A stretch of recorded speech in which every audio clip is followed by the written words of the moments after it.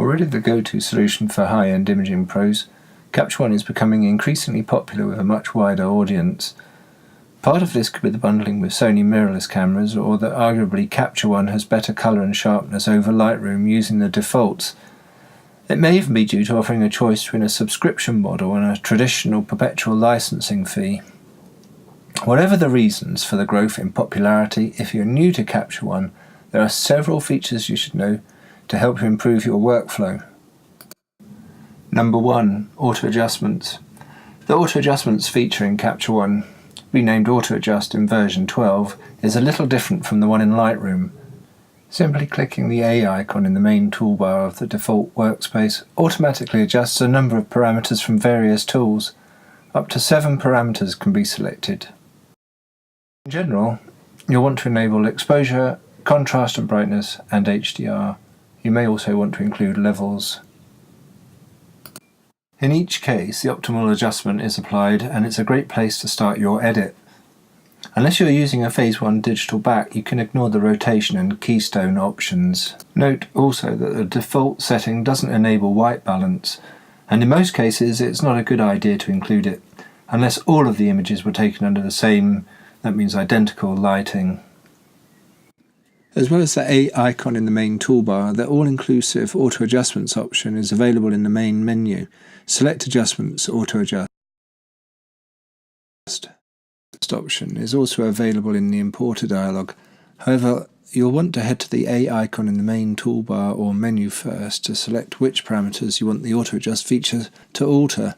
After that, you can simply select Auto Adjust as an option when importing, saving you from manually selecting images and applying it afterwards. Be warned though, it adds time to the importing process, so you'll have to make allowances. 2. Undo. When making any complex series of adjustments, you'll invariably want to revisit some of those choices to start over. While Capture One has yet to include a listed history option, it does of course know the steps you've made and can keep track of them. If you use the undo option, you have a couple of choices. Editing steps can be undone in a linear fashion from either the main menu, that's Edit Undo, Command or Control Z, or by using the curved arrow in the main toolbar. Resetting parameter adjustments. When you want to return a tool's parameter setting to 0 so that you can start over, simply double-click on the Parameters slider control button, or the curved reset arrow icon located in the tool's title bar. This will reset any adjustment made. If you want to temporarily check the image without that adjustment, click on the parameter's name in the tool and it will reset to 0 while held. If you let go, the slider will return to its selected position and the adjustment will be reapplied. 4. Sessions. If you've only ever used Aperture or Lightroom, catalogues are your only choice. There are plenty of advantages to using them, of course, especially if you're maintaining a large body of work in one catalogue and you're constantly searching for images with keywords and other metadata. However, Capture One Pro is unique in offering an alternative management system called a session. Sessions are mostly used by professionals for commissioned work, particularly on a job-by-job basis, and they're excellent for that. If you've 8 assignments in a day, for example, you can create 8 separate sessions, one for each, and keep everything separate. However, they're often overlooked because of that association, but many of those same benefits apply to enthusiasts. Every time you create a session, Capture One creates a single top-level folder, the session folder, and 4 system-level subfolders. Capture, Selects, Output, and Trash, like a template. To import images using the importer's default settings, for example, Capture One will import, that's copy files, from your memory card to the Capture folder inside the session parent folder. Keepers can be selected and simultaneously moved to the Selects folder. Deleted images are saved and moved to the session's trash folder, and when it comes to sharing, your converted RAW files are saved to the output folder as JPEGs or TIFFs, so you can keep track of what was used.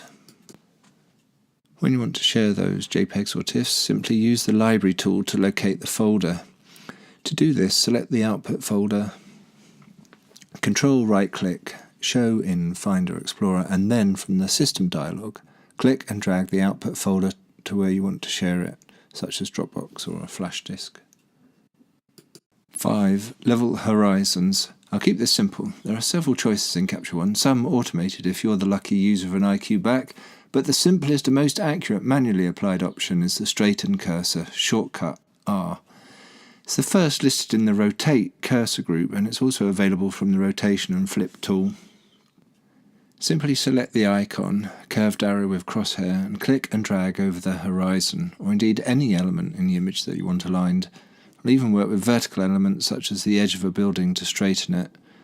When selecting the shortcut R, make sure it's the Straighten tool that's selected from the cursor group, as R is used for each one. Use Shift R to cycle between cursors in the group. 6. Before and after views. Capture One doesn't have a side-by-side before and after display view option like Lightroom. You first have to make a copy and then compare them. There are a couple of ways to do this depending on where you are with your adjustments.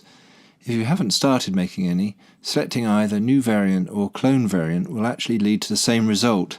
Capture One will make a copy without adjustments. If you've already made adjustments, selecting New Variant creates a new image from the source file without any adjustments. In practice, it's simple and works well, even if it sounds a little complicated. However, there's a far better, quicker and even easier way to compare images.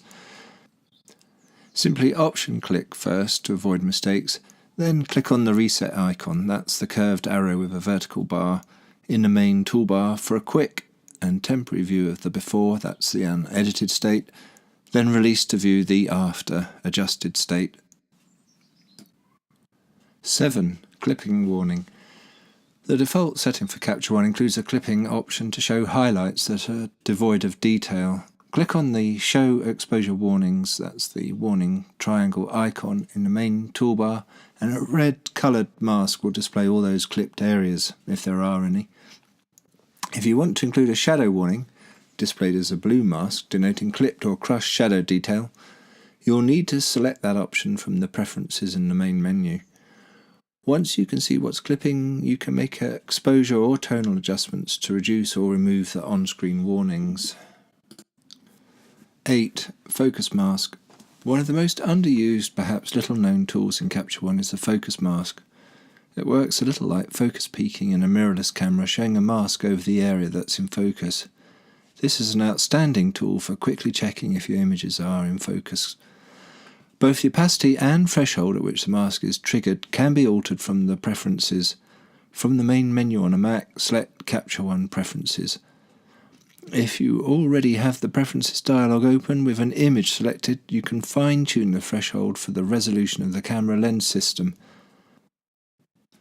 The focus mask is available from the main menu, View, Show Focus Mode, and as an optional shortcut in the main toolbar. If it's not displayed there, Control right-click on the toolbar and select Customize Toolbar.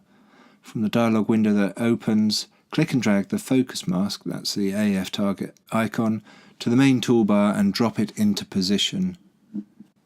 9. Grid overlays.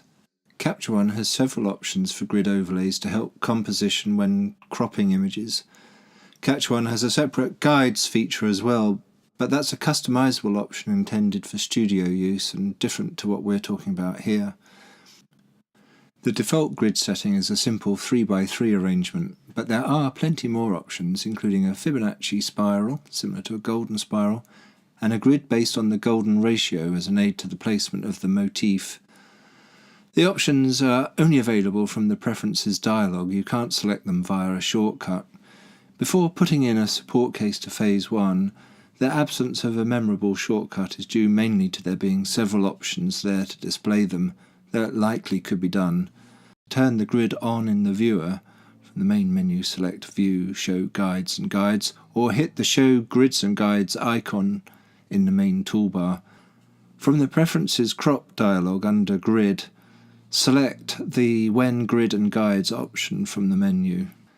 This will allow you to see the choices on screen as you select them from the grid type menu in the aforementioned crop dialog.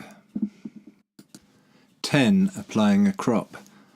I wouldn't call this a hidden feature exactly, but the application of a crop, available from the cursor bar or crop tool in the lens inspector, catches out a lot of new users to Capture One, especially if you've come from Lightroom. That's because there's no done option to apply the crop. In Capture One, it's a semi-automatic feature where once you've made the crop to the image, all you need to do is select another cursor, such as a Pan H or Select V cursor. If you don't switch cursors, the crop remains active, and it's this that initially causes confusion. Once you're used to it, operation of the crop tool becomes second nature, especially when using the shortcuts. You'll wonder why the others don't follow suit. Any images that have been cropped are shown in the browser with the area that's been cropped as a mask, so you can identify them easily.